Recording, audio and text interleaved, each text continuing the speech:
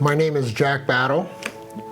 Prior to Hope for Prisoners, I was a drug addict, running the streets, not working, which landed me in prison for a 35-year sentence.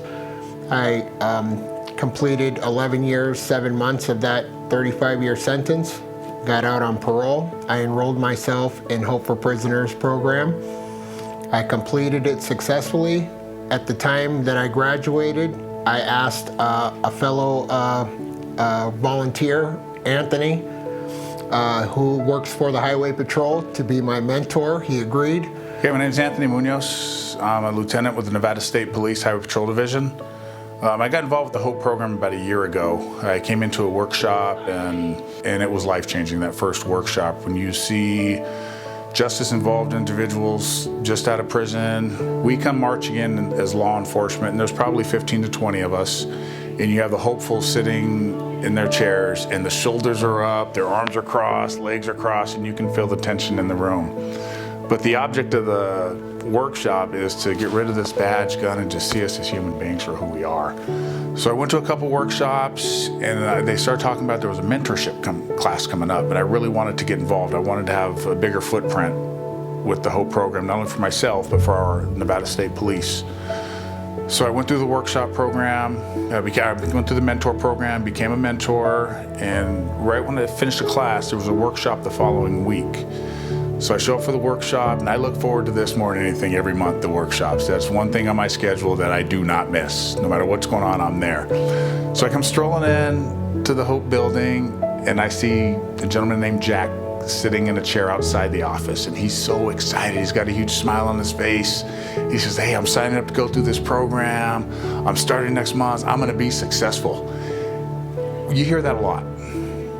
But something, when I talked to Jack that day, we connected. And we was like, all right, I'll be here for your workshop. I hope to see you. Went in, we did our thing, came back the following month, and who's sitting in the seat? My man, Jack. So when I saw, I shared my story with him, we talked after, and he asked if I'd be his mentor, and it was a no-brainer. So the relationship that we have formed, it's a brotherhood. I don't look at him as a mentee. That's my brother over there. Whatever he needs, I will drop what I'm doing to be there for him, because I know he would do the same for me.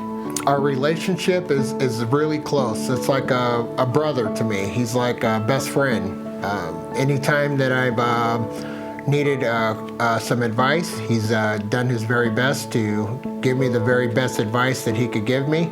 And so far, I'm working full-time, 2 jobs. I live in a beautiful home. I have several vehicles.